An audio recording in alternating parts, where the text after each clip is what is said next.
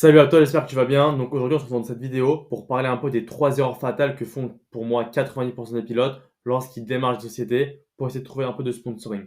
Donc si tu veux, heu, on va essayer de parler un peu du fait que pourquoi le sponsor, en fait, ça vient faire ou défaire, une carrière en sport auto. Vraiment, ce que je veux que tu saches, c'est que cette vidéo, tu vois, elle est faite pour toi si tu penses que tu as des difficultés à justement trouver des sponsors et moi, je vais te partager en fait, mon expérience pour que tu puisses comprendre comment ça fonctionne par la suite. Donc, je vais te montrer les 3 erreurs que font du coup 90 des pilotes et comment les éviter. Et bien évidemment, la promesse que je te fais à la fin de cette vidéo, c'est de passer de je demande de l'argent à plutôt je crée de la valeur pour la marque. Et en fait, c'est elle qui va plus ou moins venir me contacter, ou du moins il y aura plus d'échanges, on va dire facilement abordables, pour que tu puisses être sponsorisé par cette marque. Donc, tu vois, il faut vraiment que tu comprennes que le sponsoring, c'est vraiment pas de la charité d'une société, mais en fait, c'est une alliance entre l'image que toi tu dégages, les valeurs, et aussi le business que peut produire une entreprise. Donc là, je vais te parler vraiment des 3 erreurs que j'entends régulièrement et que du coup les sociétés entendent aussi. Donc si tu veux, généralement un pilote, il est beaucoup trop centré sur son histoire et sur lui. Donc tu vois, je suis passionné, mon rêve c'est j'ai besoin de temps. Mais en fait, si tu veux, la société qui est en face de toi, clairement, ça l'intéresse pas. Elle, ce qu'elle veut, c'est quelque chose de quantifiable. Donc tu vois, un ROI, une visibilité mesurable, combien de vues tu fais sur tes réseaux sociaux, euh, quelle est l'audience que tu cibles, dans quel milieu tu es. Tu vois, c'est pas vraiment le but, c'est vraiment que la société et ton image soient en collaboration et que ce soit pas juste un partenariat qui aille que dans un sens. Parce que généralement, c'est ce qui se passe. Donc vraiment, la première erreur à éviter, si tu veux décrocher un sponsor, c'est arrête de parler de toi. Parce que c'est vraiment en fait ce qui limite dégoûte le sponsor. Tu te doutes bien que chaque société reçoit des dizaines, des vingtaines de demandes, je dirais de manière mensuelle, pour un projet, en fait, finalement, ce qu'on veut, c'est de l'argent. Donc la finalité, elle est la même. Donc là, j'ai vraiment parlé de l'erreur numéro 1. Et pour moi, c'est la plus courante. C'est le fait en fait de parler de soi au lieu de parler du coup du sponsor. Donc ce que je veux dire par là, c'est que quand tu abordes un sponsor, ne dis pas déjà un mot. Vraiment, c'est le mot à éviter, c'est le mot rêve. Le mot rêve, oublie-le parce qu'en fait, un rêve, c'est quelque chose qui n'est pas palpable. Tu vois, c'est de l'imaginaire. Tandis qu'un objectif, tu as envie de l'atteindre. Et en fait, tu as un chemin pour y arriver.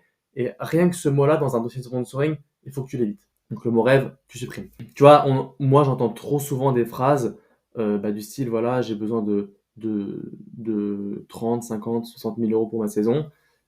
Sauf qu'en fait, si tu veux, le sponsor, certes, il faut que tu le diriges vers un aspect financier, mais pas de cette manière. C'est plus à lui, en fait, d'aller chercher l'information, qu'il sache combien ça coûte, plutôt que toi, tu lui dis directement, ah, ça me coûte tant, j'ai besoin de temps. Parce qu'en fait, là, directement, ça peut le refroidir. Tu te doutes bien qu'il y a des sociétés qui pensent te donner peut-être 5 000 euros, quand toi, tu vas leur en demander 100 000. En revanche, les 5 000 euros, en fait, ça te permet d'avoir de la crédibilité et de pouvoir, après, par la suite, décrocher d'autres sponsors.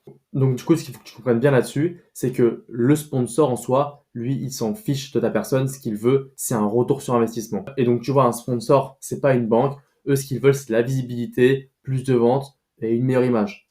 Donc, quand tu vas attaquer un sponsor, tu dois vraiment lui donner la réponse à la question qu'est-ce que j'y gagne? Si le sponsor te pose la question et moi, qu'est-ce que j'y gagne? Il faut que tu sois prêt à cette question. Donc, si tu veux, la solution du coup à cette première erreur, c'est en fait modifier ton discours. C'est pas j'ai besoin de 30 000 euros, mais c'est plus alors voilà, moi j'ai une communauté de 15 000 personnes.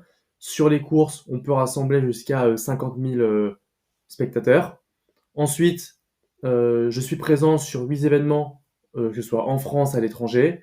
Et en fait, j'ai une communauté qui est très engagée sport automobile et une collaboration avec votre entreprise pourra vous faire augmenter vos ventes de 4%. Et en fait, tu vois, là, c'est vraiment quelque chose de concret. Et le sponsor, il se dit, ah ok, donc lui, en fait, il vient pas juste me demander de l'argent, il vient m'en demander, mais de manière plus intelligente pour qu'en fait, ça soit gagnant-gagnant. Et là, tu vois, le mec, il va se dire, lui, il a un cerveau, donc lui, je vais l'accompagner. Donc ça, c'est vraiment ce qui est recherché, c'est que dans un premier temps, tu demandes, et si tu vois que tu prends un peu de refus, dans un second temps, tu vas proposer. Et en fait, les marques, c'est ce qu'elles recherchent. Elles ne cherchent pas juste un bénéficiaire, elles cherchent un partenaire. Donc en fait, à partir de maintenant, tu dois apprendre à présenter en fait ta vision non pas en fonction de ton parcours, mais en fonction de l'objectif de la société. Et en fait, à chaque fois que tu parles de toi, parce que Je ne te dis pas non plus de jamais parler de toi parce que c'est toujours intéressant d'avoir un petit storytelling, connaître tes objectifs. Mais en fait, à chaque fois que tu vas parler de toi, il faut que tu transformes en fait cet aspect-là en bénéfice pour la société à qui tu t'adresses. Et donc, ce qui est important aussi à comprendre, je pense, et ça c'est pour toi, et en fait, si tu veux, il faut aussi que tu crées un peu de contenu, donc de l'activation. Et moi, personnellement, c'est quelque chose que j'ai vécu, tu vois. Mais en fait, le jour où en fait, j'ai arrêté de demander de l'argent directement, et en fait, où j'ai plus essayé de créer une émotion, euh, quelque chose de concret, donc c'est-à-dire en fait, créer un événement, faire venir des personnes sur un circuit pour voilà, partager mes résultats, partager mes ambitions. Et en fait, avec chaque partenaire, le but en fait, c'est de discuter avec eux pour savoir ce qui est possible de mettre en place ou non. Donc ça, je vais t'en parler un peu plus tard dans la vidéo. Mais si tu veux, tu vois, il faut toujours targeter les personnes que tu vas avoir. Donc si tu fais du sport automobile, déjà dans un premier temps, va essayer de chercher toutes les marques qui sont dans le sport automobile. Après, il y a des exceptions, mais ça, tu vois, c'est justement à toi d'y réfléchir pour, euh, pour en fait récupérer ces sponsors-là. Moi aujourd'hui, j'ai des partenaires qui viennent de différents milieux, que ce soit de l'imprimerie, de la restauration. Donc j'ai Louis Italia, j'ai Smear Printing, j'ai IBP, euh, Neo Energy. Tu vois, en fait, c'est vraiment des milieux qui sont, on va dire, externes au sport automobile. Mais en revanche, le but, c'est que je les connecte entre eux pour qu'ils puissent faire du business entre eux. Et par la suite, en fait, montrer leur logo, mais pas que, parler d'eux, proposer leurs services à d'autres personnes, et en fait, ça va faire un effet boule de neige, et finalement, si j'arrive à les faire travailler entre eux, ils vont dire, bon, voilà. Alors, du coup, moi, la personne que j'aide, elle me permet de faire plus de chiffre d'affaires, donc potentiellement, je vais pouvoir la sponsoriser davantage pour la suite. Voilà, c'est comme ça que ça marche. Ensuite, l'erreur numéro 2 à éviter, c'est croire qu'un logo suffit. Pourquoi je te dis ça? Parce que ce que proposent les pilotes aujourd'hui, c'est quoi? C'est juste de la visibilité en échange de finances. Aujourd'hui, c'est quoi? Voilà, je suis pilote et ce que je veux, c'est devenir pilote professionnel. Ok. Donc voilà, jusque maintenant, c'est un peu l'objectif de tout le monde, devenir pilote professionnel. Ok. Ok, c'est un bon point, je l'entends. En revanche, donc, qu'est-ce que je peux vous proposer? Alors, collez votre logo sur ma voiture ou sur mon carte. Ah, ok, mais en fait, aujourd'hui, ça marche plus. Avant, ça fonctionnait parce qu'on pouvait défiscaliser plus facilement, les sociétés donnaient plus d'argent, il y avait plus d'aide.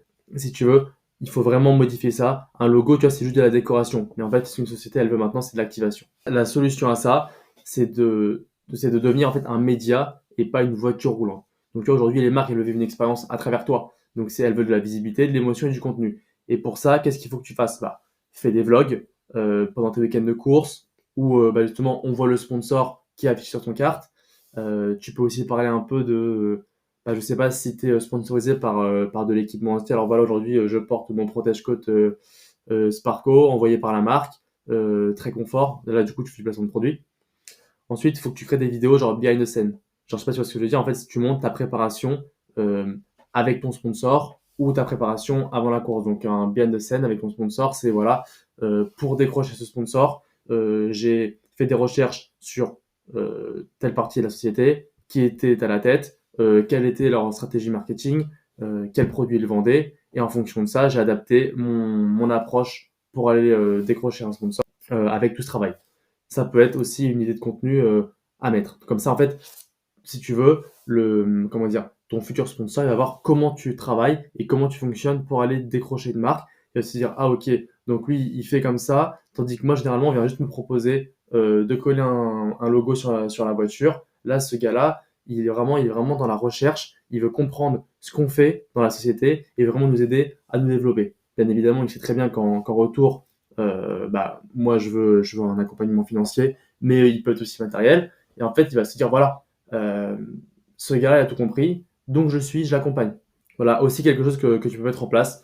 C'est un peu plus compliqué, mais ça se fait. C'est organiser vraiment des journées exclusives pour le sponsor et ses clients. Et en fait, toi, en tant que pilote, tu les embarques dans ton univers, tu leur expliques ce que c'est des essais, ce que c'est une course, comment on se déroule un week-end de course, ce qu'on peut y retrouver.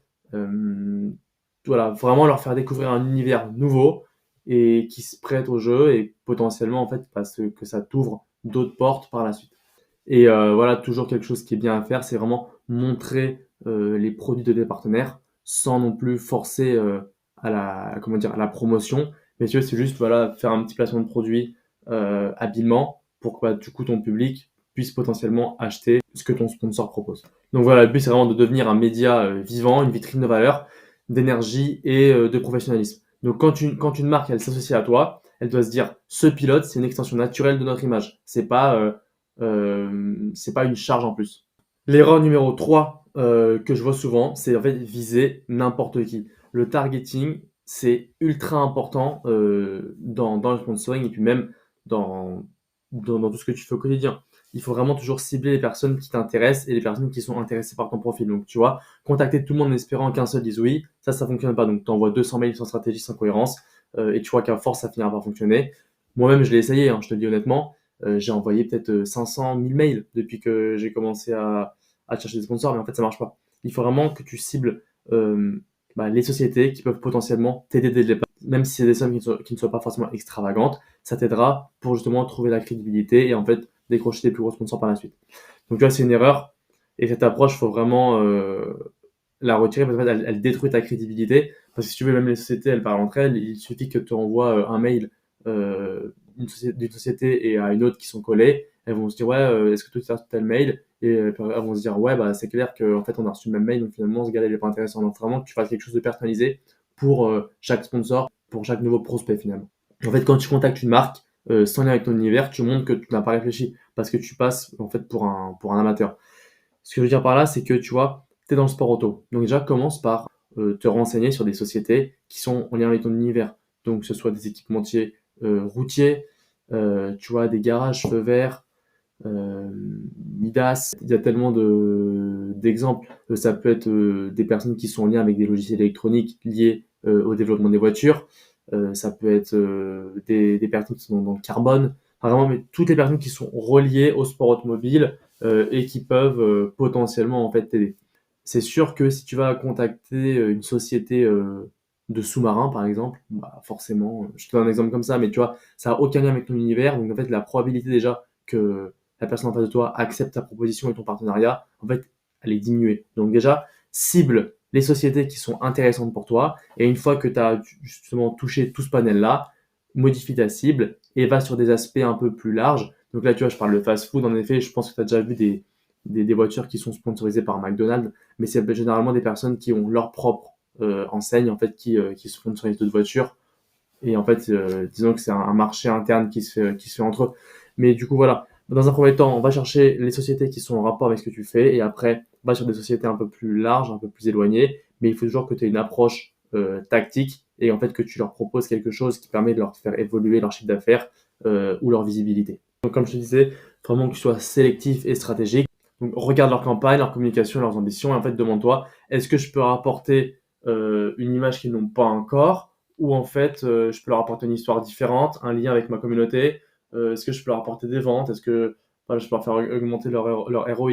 Tu vois, et en fait, ensuite personnalise du coup chaque message et en fait montre que tu connais leur univers, que tu comprends leur audience et que bah, grâce à ta personne, tu vas leur permettre de booster leur vente. Ce qui est intéressant à faire aussi, c'est de commenter leurs posts, interagis avec leurs clients sur LinkedIn. Tu vois, je pense une des meilleures plateformes pour attraper des sponsors, c'est vraiment du coup LinkedIn. YouTube, c'est intéressant. Pourquoi? Pour faire des vlogs et en fait montrer bah, du coup un peu plus de crédibilité. Et après, sur Instagram, c'est vraiment partager, c'est plus du storytelling, donc vraiment montrer ce que tu fais au quotidien. Sauf que bah, en fait, l'inconvénient entre Instagram et YouTube, c'est que cette plateforme où justement les sociétés sont peut-être un peu moins, mais sont en train de se développer. Donc c'est pour ça, mets beaucoup d'énergie sur LinkedIn et tu verras que ce sera beaucoup plus facile, même pour du réseau, pour avoir un numéro de téléphone, c'est vraiment génial cette appli. Donc voilà, donc si tu appliques ça, tu passeras dans les 10% des pilotes qui comprennent réellement le marketing et le business dans le sport automobile. Et si tu veux aller plus loin, du coup, je t'ai préparé un dossier dans lequel je te montre comment construire ton dossier de sponsoring. Commente le mot sponsor en commentaire et je te l'enverrai directement. Et surtout, n'oublie pas que le sponsoring, ce n'est pas de la charité, c'est vraiment une alliance entre ton image et les objectifs de la société que tu cherches du coup, à récupérer. Et en fait, devient vraiment un atout marketing, pas une dépense ou une charge pour, euh, pour le sponsor. Et crois-moi que tu décrocheras tes premiers sponsors. Donc voilà, le sponsoring, c'est pas la charité. Le but, c'est une alliance entre ton image et les objectifs réels de la société. Essaye de devenir un atout marketing pour la société et pas une dépense ni une charge. Alors voilà, j'espère que cette vidéo t'aura plu. N'hésite pas à activer la cloche, à t'abonner et à liker. Je te dis à très vite. Ciao, ciao.